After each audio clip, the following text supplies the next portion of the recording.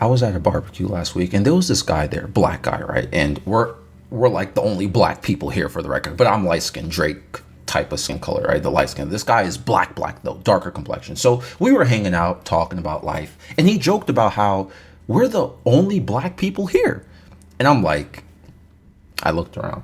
Yup. Like I joked back and said, all my friends are white, bro. And which wasn't really a joke. It's true. I don't have black friends anymore, at least. I literally hang out with white people, Jews, and a single Muslim dude. And my shorty is Hispanic. That's how cultural I'm going to get. No black people in my life besides my father. My mom is Japanese, so she's not black at all. So when I told him this, I told him that's kind of what my life is like, my social life. And he said, quote, "I don't blame you."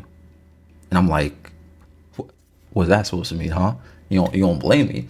He was telling me that he acts different around most of his black friends, or he can't necessarily hang out with them or bring them to events like this, which PS, this barbecue was like a business meeting slash networking meetup, So like most people here at this barbecue are like business owners, full grown men and women, whole families, very successful in their lives to an extent, right? It you know what I'm saying? But he said he doesn't bring his black friends here because they tend to not know how to interact with, quote, people like this.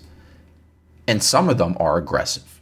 Like aggressive in the sense of that they're offended by everything and ashamed of nothing, yet entitled to everything, but contribute nothing. Let me repeat that, actually. Let me requote it.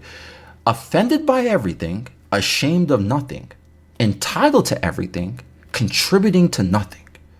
So his black, quote, friends are quick to anger, shameless about it, entitled to things, but don't want to do anything to make anything better, right? So why bring them to a networking party or a business meeting? Why introduce them to people who can give them opportunities if they're going to act like this? This is what this guy is saying. And remember, the guy who's saying all this, he's black. So we end up having a whole conversation about this, right? And it reminded me of a video I saw last month. I was reading the comments to the video. I hope this doesn't get a content claim due to the audio. I'm just going to leave in the background gameplay on too, right? Hey, yo, that's my set. I'm paying, no. 3, no, you look like 4, 5, $5. Yeah, that shit $10, man. Oh shit, yo, once my mom stop playing with me, yo, you take anything out of that shit, I'm not playing with you, bro. Yo, 6th Street, traditional Buffalo, you heard? All legs and fries. Shit with the hot shit, you heard me? Hey, yo, that's my set. I don't play with you tomorrow. You don't slap your hat off your head. Just stop playing. PD. Pull up. You recording? Yeah, bro. It's okay. Hey, yo, get in the bed, wow. Hey, bro. Real savages. We outside, you heard? Outside. My fucking demons right here, you heard? Tell me who y'all are. This is the type of behavior or stereotypical, quote, black culture he's referring to. Yet this guy is acting the complete opposite of who he's talking about, right? And he's black. So let's just make this clear that obviously that not all people are the same, which some people struggle to comprehend at times. Just because someone is black or of this religion or race or background, it doesn't mean they immediately act like XYZ. The problem with this clip and the, quote, black culture that we're talking about is that it does fall under the offended by everything, ashamed of nothing stereotype of the culture. My interpretation always felt like the aggressive narrative or cultural stereotype comes from not only historical trauma, but social media. Let me tell y'all, I live in the suburbs, right? I was getting gas yesterday. This happened yesterday. I was driving into the gas station, okay? My dog is in the back seat, the windows rolled down, right? As I'm pulling into the gas station, I see two black dudes power walking. Like they look like they had to be somewhere. Both with dreads. One dude got a tank top on and his shorts were by the middle of his thighs, okay? His whole underwear was showing, like his whole booty was out. He was sagging like crazy. Like this dude must have pooped his pants and wanted to let out those stench. I don't know. He had a dookie in his pants. I don't know. It's just weird, bro. People sag for style, but bro, your pants all the way down, bro. Like, anyway, so when I pulled into the gas station, my dog, he coughed. He didn't bark, he coughed. When a dog coughs, if you never heard a dog cough, it's like Like that's what a dog does when he coughs, right? And both of the dudes got startled, like, and immediately put their hands up like they're gonna box someone. Yo, you're like 30 feet away from me. Maybe even more. Maybe my calculations are not correct, okay? Y'all are far away from me. And they're like, one guy was like, oh, damn, on my dad, bro. They scared me. On my dad, bloody. Bracky? What'd you say? What on your what? And this is the suburbs. I haven't seen people dressed like this, or at least in the suburb area. I've seen people dressed like that in the Bronx with the pants like that and the dreads, everything, bro. I gotta be real with you. This is a white neighborhood. You know what I'm saying? These dudes hear a dog cough and they get in the stance to fight. They don't even know what's behind them. If they had the burner on them, they would have pulled it out. Yo, what are y'all doing? This is what I meant, where I feel like this has to be some sort of socioeconomic disparity or social media influence where cultural elements play a role in people's behavior where it actually encourages these harmful stereotypes. When I drove past those two dudes, I wasn't thinking anything. I was like, all right, two people power walking. All right, look like they got somewhere to be. I don't really care. You know what I'm saying? I don't know them, whoever, you know what I'm saying? And then they suddenly play the stereotype. Now I'm like, all right, two people, two crash outs. That all of a sudden, see how my perception just changed of it? Now I just stereotype them? How I stereotype them because they acting like the stereotype them. I don't even know these people personally, but now you fit every stereotype and you acting like it, just not by appearance, by your pants, by your knees. Okay, I wasn't even thinking about that to begin with. I just saw it, I was like, all right, whatever. So what am I supposed to do? Just not recognize this behavior and let my guard down? If you're a crash outs are going to be crash outs. You showcased you're a crash out. I always keep a knife in my car. Yo, if y'all come over here, maybe just I should make a video about this, by the way, just a little tangent right here. I don't know what's been going on with me the past 6 months or so. I've been having dreams like randomly of like stabbing someone. I don't know why. I think something in my brain, my subconscious is irking me to stab somebody.